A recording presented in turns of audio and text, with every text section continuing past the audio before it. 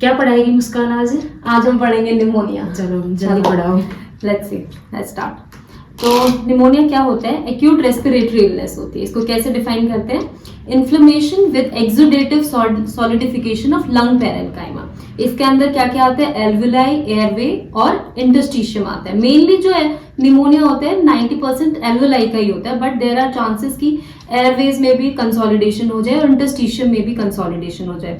तो नॉर्मली हम देखते हैं ये हमारा एयरवे है और ये एल्वुलाई है और बीच का जो स्पेस होता है बोलते हैं उसको इंटरस्टिशियम। तो उसके अकॉर्डिंग होता है। तो we can also understand the pathophysiology with this diagram. अगर आप लेफ्ट साइड में देखेंगे, this one is a healthy alveoli. इसके जो बीच में स्पेस है उसमें है एयर। तो इसमें आप देखेंगे जो टाइप 1 निमोसाइट लिखा है, टाइप 2 निमोसाइट लिखा है। Type 1 pneumocyte is responsible for the air exchange and type 2 pneumocyte is responsible for production of surfactant, जो यहाँ पे ब्लू कलर में दिखा रखे सर्फेक्टेंट है। और यहाँ पे हमारे पास एल्वुलर मैक्रोफेजेस हैं जो कोई भी बैक्टीरिया आएगा उसको इंगल्फ करने के लिए। एंड ये हमारी कैपिलरी।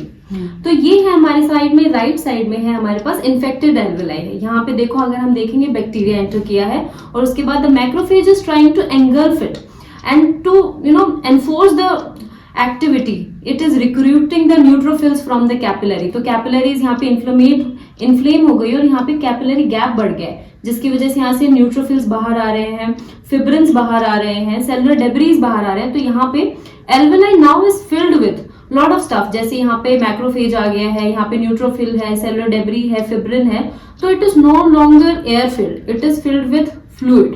तो इट हैज बिकम एक्सुडेटिव। तो यहाँ पे क्या होगा? एयर एक्सचेंज अब नहीं होगा, तो that will lead to hypoxia.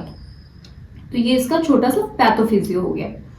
ठीक है, मतलब वेंटिलेशन हैम्पर हो गया। वेंटिलेशन हैम्पर हो गया। जो स्पॉन्जी हमारा लिवर था ना, अब वो कंसोलिडेट हो गया। हाँ, सॉरी, लिवर नहीं है, लंग है। तो अब वो हो गया। तो अगर हम इसका क्लिनिकल फीचर देखें तो पहला प्रेजेंटेशन हो सकता है फीवर विद चिल्स के साथ पेशेंट आएगा और कफ के साथ। कफ कैन भी स्टार्टिंग में थोड़ा सा ड्राई होगा, बाद में वो स्पूटम के साथ भी प्रेजेंट कर सकता है। और अगर उसके साथ जो हमारी लंग्स है उसके साइड में जो ये प्लूरा है, अगर ये भी इन्वॉल्व है तो फिर वो चेस्ट पेन के साथ भी आ सकता है, बिकॉज वहां पे नर्व एंडिंग्स प्रेजेंट है। तो और शॉर्टनेस ऑफ ब्रेथ के साथ आएगा, बिकॉज यहाँ पे एयर एक्सचेंज नहीं हो रहा है, तो हाइपोक्सिया भी हो रहा है। और जनरलाइज्ड फीचर्स भी होंगे, बॉडी एक होगा, हेडेक होगा, वीकनेस होगा, तो ये भी होगा। अब इसके रिस्क फैक्टर्स क्या हैं? दोनों एक्सट्रीम्स ऑफ एजेस हो सकते हैं, या तो कोई बहुत एल्डरली है या एकदम छोटा नियोनेट है तो भी होगा, या फिर अपर रेस्पिरेटरी ट्रैक्ट इन्फेक्शन है जो अब लोअर रेस्पिरेटरी ट्रैक्ट इन्फेक्शन में कन्वर्ट हो गया, या माल न्यूट्रिशन है, या फिर कोई भी बोल सकते हैं इम्यूनो कॉम्प्रोमाइज स्टेट, जैसे HIV हो सकता है, if is drinking and smoking, if the person is having cancer और he is on the steroids, तो भी इम्यूनिटी कम हो गया, या फिर उसको कोई कोमोर्बिड कंडीशंस हैं जैसे CHF है, CKD है, कोई लंग का कंडीशन है, जैसे बच्चे को सिस्टिक फाइब्रोसिस है, COPD का पेशेंट है, तो these patient are more prone to infection. थोड़ा सा इन्फेक्शन होगा और उनको निमोनिया हो जाएगा। तो अब ये तो पेशेंट आया सिम्टम्स के साथ, और लेकिन अब कुछ इसके साइंस भी होंगे। साइंस क्या होगा? टेम्परेचर रेज्ड होगा, उसका BP कम होगा, पल्स रेट ज्यादा होगा। अगर हम देखेंगे उसका रेस्पिरेटरी रेट, वो हम काउंट करेंगे तो ज्यादा मिलेगा हमको। सैचुरेशन अगर देखेंगे वो कम मिलेगा, और साइनोसिस होगा। ये हमको देखने में पता चल रहा है। जब हम परकस करेंगे तो हमको डलनेस मिलेगा, और जब हम ऑस्कल्टेट करेंगे ब्रोंकियल और कोर्स क्रैपिटस मिलेंगे, and we can hear this, ऐसा कुछ मिलेगा।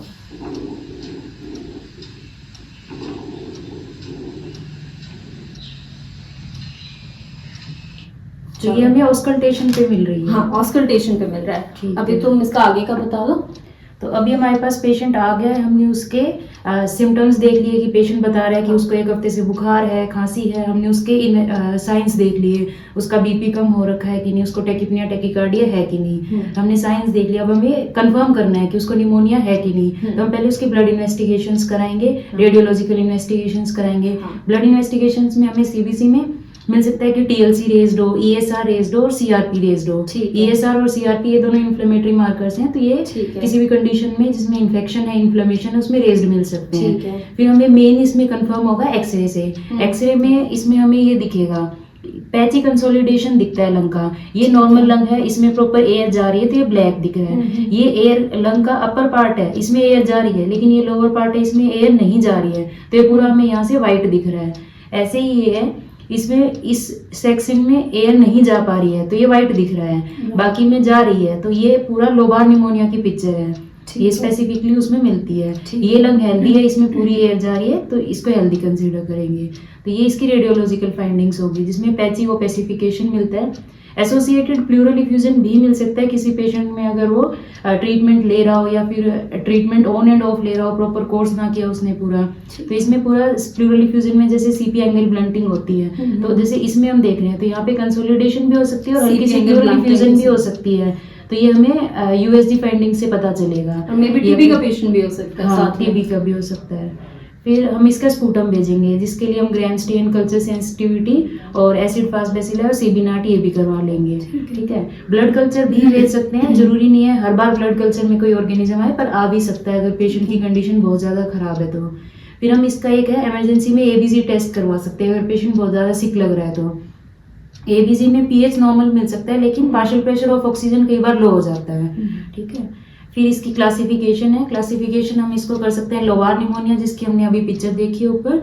लोबार निमोनिया में मेनली एल्वेलाई इफेक्ट होते हैं। दूसरा होता है ब्रोंको निमोनिया, जिनमें मेनली एयरवे जो होता है, जो एल्वेलर तक आ रहा है, वो इफेक्ट होता है। और इंटरस्टिशियल निमोनिया, जिसमें बीच का जो इंटरस्टिशियल टिश्यू है ये लंग का, ये ज़्यादा इफेक्ट होता है। जो एल्वेलाई और ब्रोंकस है वो नॉर्मल है। ठीक है। दूसरी इसकी क्लासिफिकेशन है प्राइमरी, सेकेंडरी और सुपरेटिव। प्राइमरी तो नाम से ही पता चल रहा है, फर्स्ट टाइम इन्फेक्शन हुआ है, हेल्दी लंग था। सेकेंडरी क्या है, ऑलरेडी सीओपीडी है पेशेंट को और तब उसने इन्फेक्शन एक्वायर कर लिया, तो वो सेकेंडरी हो गया। सुपुरेटिव है कि ऑलरेडी उसको जैसे वायरल इन्फेक्शन हो रखा है, ऊपर से उसको बैक्टीरियल इन्फेक्शन हो जाए, तो वो सुपुरेटिव हो गया। सुपुरेटिव की मेन फीचर होती है इसमें पस बनता है, तो लंग एब्सेस मिल सकता है, ये एम्पाइमा बन सकता है। ठीक है। फिर इसकी एक दूसरी क्लासिफिकेशन है कम्युनिटी एक्वायर्ड और हॉस्पिटल एक्वायर्ड। कम्युनिटी एक्वायर्ड नाम से ही पता चल रहा है कि कम्युनिटी में पेशेंट नॉर्मल अपना रह रहा था, वहां से वो एक्वायर करके आया है हॉस्पिटल में। हॉस्पिटल एक्वायर्ड में पेशेंट आया था, तब उसको इन्फेक्शन नहीं था, उसको हॉस्पिटल के एडमिशन किया गया किसी और चीज के लिए, और बाद में उसको इन्फेक्शन हो गया और उसको निमोनिया हो गया। इसकी एक स्पेसिफिक वेरिएशन होती है वेंटिलेटर एसोसिएटेड निमोनिया। ये मेनली तब होता है जब पेशेंट एडमिट होने के 48 आवर्स के बाद नया इन्फेक्शन एक्वायर करे। विद इन 48 आवर्स उसको इन्फेक्शन नहीं था। ठीक है। कम्युनिटी एक्वायर्ड में जो ऑर्गेनिजम्स कॉमनली इन्वॉल्व होते हैं वो होते हैं स्ट्रेप्टोकोकस निमोनिया, स्टेफ ऑरियस और हीमोफिलस से। और जो हॉस्पिटल एक्वायर्ड होता है इसमें mainly E coli, klebsiella, staph aureus और स्यूडोमोनास भी मिल सकता है कई बार। ठीक है। फिर ये तो सारा इन्फेक्टिव निमोनिया था जो अभी हमने पढ़ा। एक नॉन इन्फेक्टिव कैटेगरी आती है, जिसमें कई बार पेशेंट लिपिड जैसे होते हैं, मिनरल ऑयल है, वेजिटेबल ऑयल है, तो उनका एक्सपायरेट कर ले, तो उसको बोलते हैं लिपोइड निमोनिया। एक होता है रेडिएशन निमोनिया, जिसमें जो एक्सरे से रिलेटेड कोई हैजार्ड हो जाए, या फिर कोई डेली ऐसा टेक्नीशियन है जो एक्सरे एक्सपोजर में रह रहा है, जिसके पास प्रॉपर इक्विपमेंट्स नहीं है, तो उसको रेडिएशन एक्वायर्ड निमोनिया हो सकता है। इसकी मेन ये चीज़ है कि मोर देन 25 गायराई का एक्सपोजर होना चाहिए। जो एक्सरे एक्सपोजर है हम उसको गायराई में मेजर करते हैं। ठीक है। एक होता है केमिकल निमोनिया। इसमें अगर पेशेंट मान लो सडनली अनकॉन्शियस हो गया और उसने अपने गैस्ट्रिक कंटेंट को एक्सपायरेट कर लिया, ये ऐसे नहीं होता कि 1 या 2 ml से हो जाए, 10 से 15 ml के बाद ही होता है कि अगर पेशेंट ने हैवी एक्सपायरेशन कर लिया हो, या फिर माइक्रो एस्पायरेशन मल्टीपल टाइम हो रहे हैं, जैसे GERD का पेशेंट है, बार बार माइक्रो एस्पायरेशन उसको हो रहे हैं। जो केमिकल एक्वायर्ड है इसको स्पेसिफिकली मेंडलसन सिंड्रोम भी बोलते हैं। ठीक है।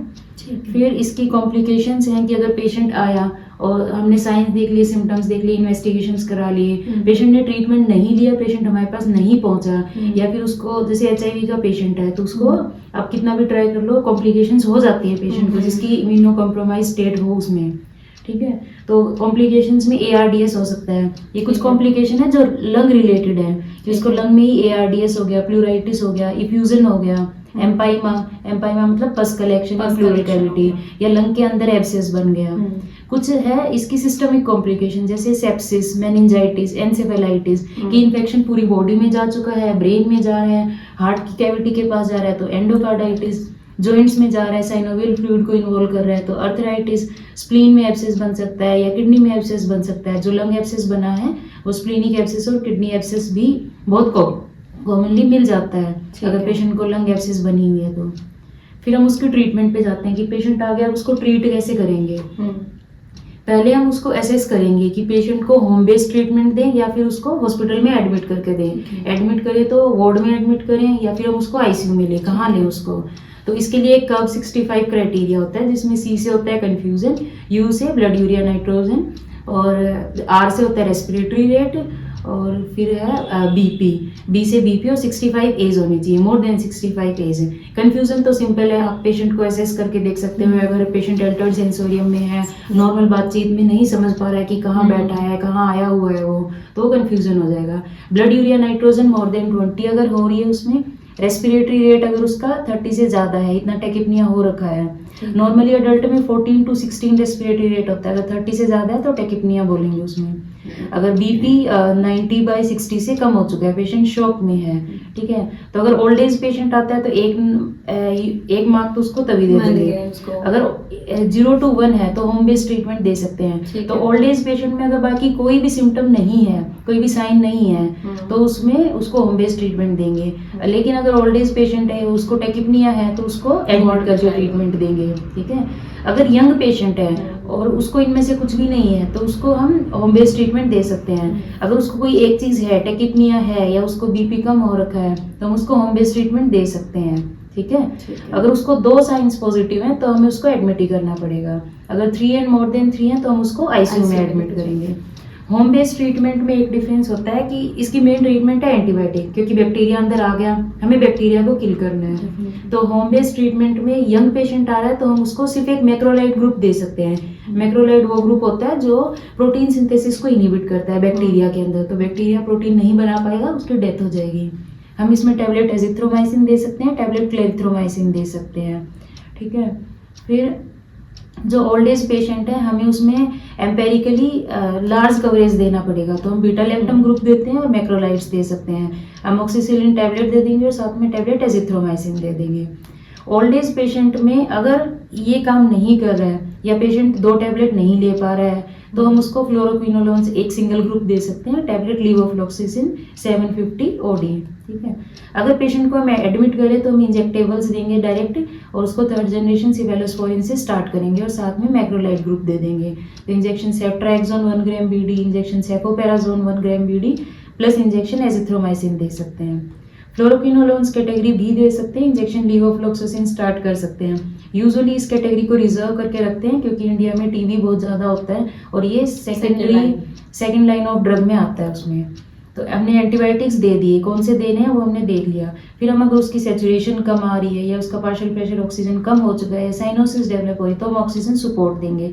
कैसे देंगे ये हमें अपनी क्लिनिकल नॉलेज से डिसाइड करना है कि सिर्फ आपका नेजल प्रोंग लगाने से काम हो रहा है या फिर आपको फेस मास्क लगाना पड़ रहा है या फिर आपको नॉन रीब्रीदिंग मास्क लगाना पड़ रहा है या फिर हमें उसको डायरेक्ट वेंटी पे ही लेना पड़ रहा है, उसको इंटीबेट ही करना है। अगर साइनोसिस हो रखा है या पार्शियल प्रेशर ऑक्सीजन आपका लेस देन 60 जा रहा है, पेशेंट का टेकिपनिया टैकीकार्डिया की जो एक बार नेबुलाइज कराने से या हाइड्रोकोट लगाने से नहीं सेटल हो रहा, तो हम उसको इंटीबेट भी कर सकते हैं।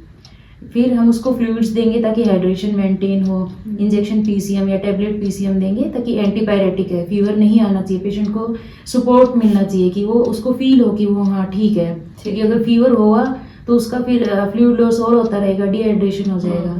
फिर एंटीटसिव ये भी उसके सपोर्टिव ट्रीटमेंट में आ गया, कफ सिरप वगैरह ऐड कर सकते हैं और उसको नेबुलाइज कर सकते हैं। इंजेक्टेबल स्टीरॉइड्स इसमें अवॉइड करने होते हैं क्योंकि इससे सिम्टम सप्रेस हो जाएंगे, ट्रीट नहीं होंगे, ठीक है। फिर इसकी एक स्पेशल वेरिएशन है कि जब जैसे हमने देखा स्टेफ ऑरियस इन्फेक्शन करता है, तो अगर मेथिसिलिन रेजिस्टेंट स्टेफ ऑरियस है तो हमें डायरेक्ट वेनकोमाइसिन देना है, फिर हमें वेट नहीं करना 3rd जनरेशन सेफेलोस्पोरिन का। एक होता है क्लेब्सिला निमोनिया, जो वेंटिलेटर एसोसिएटेड निमोनिया होता है, उसमें मेनली क्लेब्सिला निमोनिया बहुत कॉमनली मिलता है। तो हम इसमें डायरेक्ट सेफ्टाजिडिन दे सकते हैं या पिप्रासिलिन टैजोबैक्टम का कॉम्बिनेशन या मेरोपेनम भी दे सकते हैं, ठीक है। फिर आगे की इसके कुछ वेरिएशंस है, ठीक है। अभी इसके हम वेरिएशंस पढ़ेंगे। जैसे एटिपिकल निमोनिया, अभी तक जो भी हमने पढ़ा वो सारे टिपिकल निमोनिया था। इसका मोस्ट कॉमन कॉज होता है माइकोप्लाज्मा निमोनिया। इसको क्यों एटिपिकल बोला है? बिकॉज इसके पास कोई सेल वॉल नहीं है। और दूसरे इसके कॉजेज क्या है, लीजियनियर्स निमोनिया। तो लीजियनियर्स जो होता है ये मेनली एसी या कूलर्स में हमको मिलता है। और अगर इसमें सिर्फ फीवर आता है तो हम इसको बोलते हैं पॉन्टियाक फीवर। इसके साथ अगर निमोनिया भी है तो इसको हम बोलेंगे लीजियनियर्स डिजीज। और बाकी इसके कॉज क्या है, कॉक्सिएला ब्रूनेटाई या फिर आरएसवी हो सकता है, इन्फ्लुएंजा हो सकता है, एडिनो वायरस या सीएमवी हो सकता है। तो इसके डिफरेंस क्या है, हमें कैसे डिस्टिंग्विश होगा कि ये एटिपिकल निमोनिया, इसका स्लो ऑनसेट और इंसीडियस ऑनसेट होगा, धीरे धीरे फीवर आ रहा है, काफी ज्यादा दिन तक फीवर रह रहा है उसको, तो symptoms will be more than the science. And जो एज ग्रुप इसमें अफेक्ट होगा वो एल्डरली एज ग्रुप होगा। एंड इसका ट्रीटमेंट डिफरेंट क्यों होगा, क्योंकि इसके पास कोई सेल वॉल नहीं है, तो हम इसमें हम पेनिसिलिन वगैरह नहीं दे सकते, तो हम इसमें क्या देंगे, अजिथ्रोमाइसिन देंगे या फिर डॉक्सीसाइक्लिन देंगे। तो दूसरा हमारे पास जो वेरिएंट आता है होता है एस्पिरेशन निमोनिया। अब ये एस्पिरेशन निमोनिया किन में हो सकता है, या तो पेशेंट स्ट्रोक का पेशेंट है, या फिर अल्कोहलिक पेशेंट है, या फिर पोस्ट ऑप पेशेंट है, तो they have chances of aspirating. तो उसमें क्या होगा, जो ओरल कैविटी के एनारोब्स हैं we will aspire those as well. तो उनको कवर करने के लिए हम बीटा लैक्टमेज तो देंगे ही, उनको साथ में हम क्लिंडामाइसिन भी देंगे 600 milligram TDS। Last but not the least is the viral pneumonia. इसका मोस्ट कॉमन कॉज क्या मिलेगा हमें, RSV हो सकता है, या फिर इन्फ्लुएंजा हो सकता है, या फिर कोविड जो है वो भी एक टाइप का वायरल निमोनिया ही है। तो इसको हम कवर करते हैं ओसेल्टामाविर 75 मिलीग्राम BD या फिर ज़ानामाविर 10 मिलीग्राम BD से।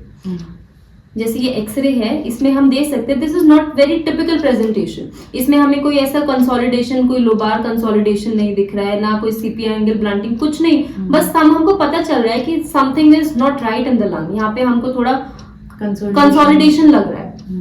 तो atypical pneumonia, bilateral involvement, involvement viral में ज्यादातर बायलेटरल इन्वॉल्वमेंट होती है, ठीक है। बैक्टीरियल में यूनिलेटरल इन्वॉल्वमेंट मिल सकती है, और पेशेंट अगर बहुत लेट आता है तो हमें बायलेटरल भी मिल सकती है। ठीक है, चलो तो आज का टॉपिक कंप्लीट। Thank you.